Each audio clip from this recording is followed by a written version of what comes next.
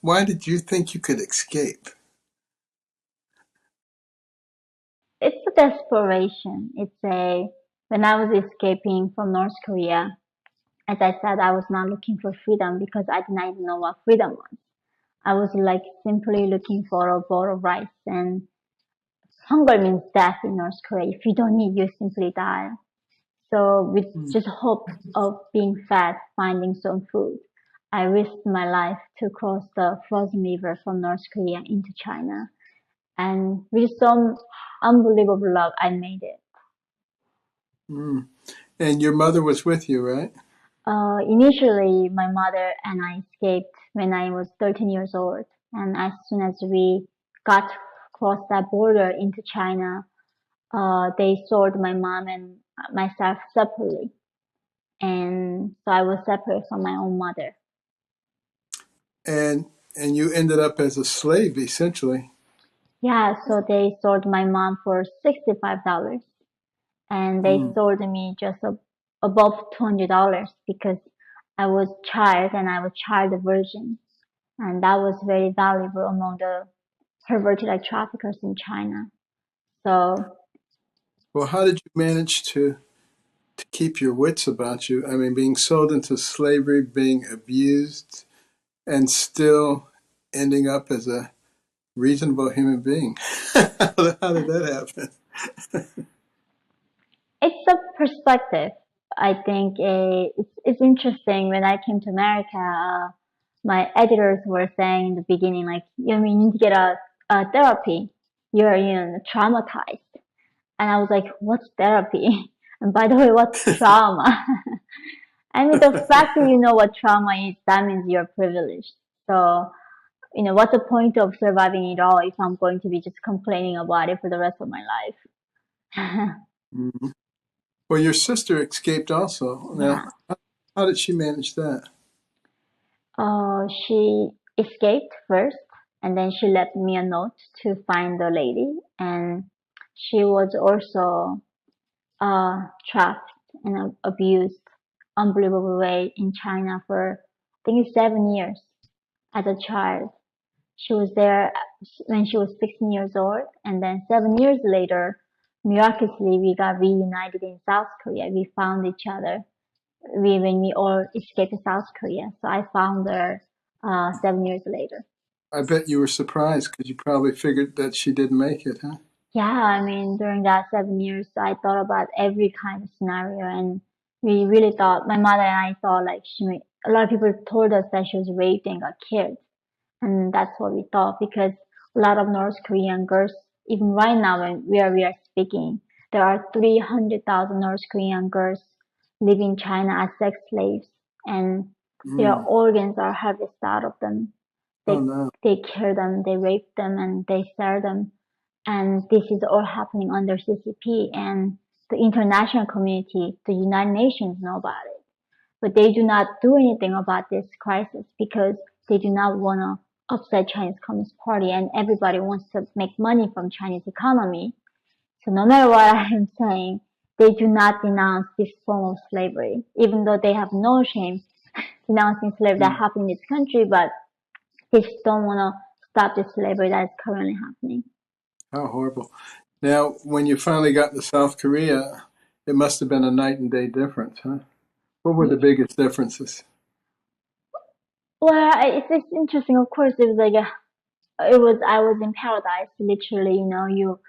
For the first time, I was seeing this nice clean bowl toilet that I've never seen. I have a running water at home. I have electricity. As you can see, if you see the satellite picture of North Korea, it's literally the darkest place in the world. They do Mm. not have electricity in the 21st century. And in South Korea, I was, civilization. It suddenly was as if it was transported in a different planet. Wow. Now, I'm curious. In North Korea, uh, do children are they encouraged to spy on their parents and to report them if they say something that's out of line? Yes, the first thing my mom told me as a young girl was like, do not even whisper. because the birds and mice could hear me. She said the most dangerous thing that I had in my body was my tongue. If I slip Mm. a one wrong word, that was just not gonna kill me. That was going to kill 3 generations of my family. So Wow. we all watch our backs and neighbors, and there's no such a thing friends. Everybody is watching each other and spying on each other. Wow, that is very, very chilling. But in a way, isn't political correctness and wokeness uh, traveling us along that same road?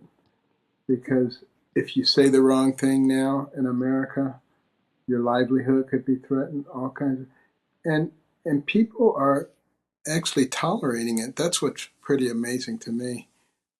It's insidious and it's infiltrating in a way that a lot of people can be fooled. And what I've noticed also is the dumbing down of America.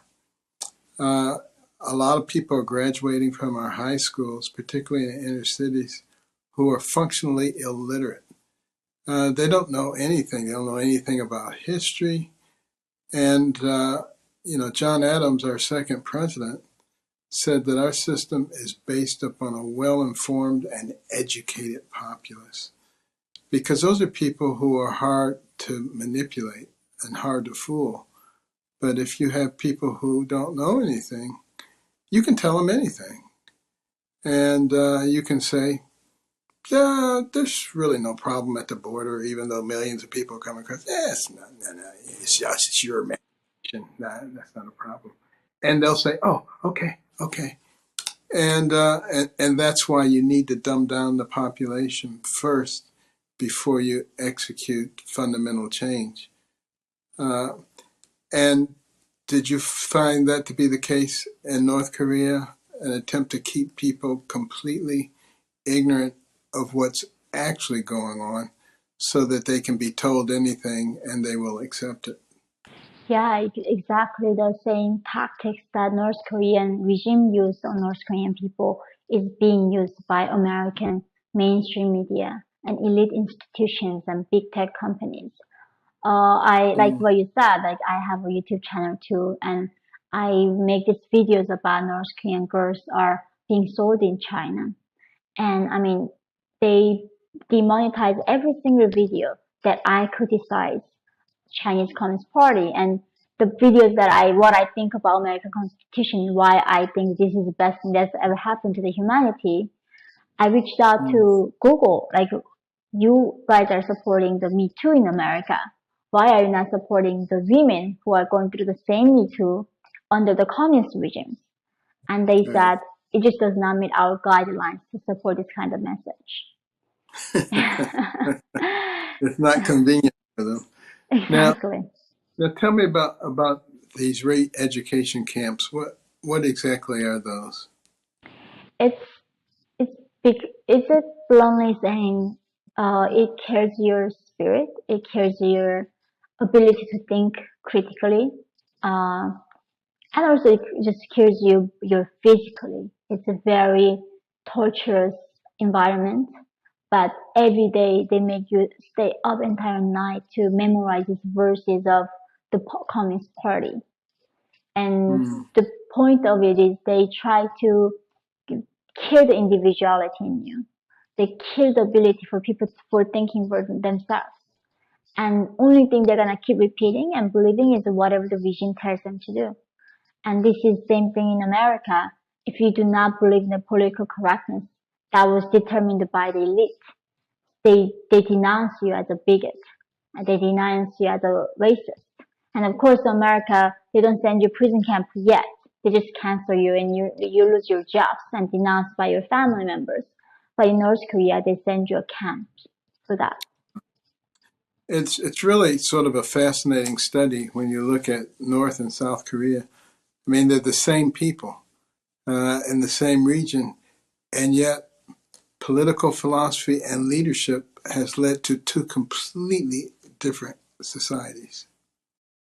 It's And does yeah, that tell you a lot about how important it is for the people in this country to pay attention Mm. to who they place in leadership. It makes all the difference in the world in terms of what happens in that country. Yeah, I'm so glad you just mentioned that. North Korea and South Korea used to be one Korea. We had a 5,000 years of shared history. We are a homogeneous nation. We use the same language. We look the same. With the same ability, with the same history and culture. One Korea, North Korea, became one of the poorest nations in the world. They still can't feed their people by now. South Korea became one of the 11th largest economy with a tiny country. They became the innovative country of Samsung, LG, Dell, like K-pop. They're innovating so much for the humanity, and the only difference they made was choosing a different system.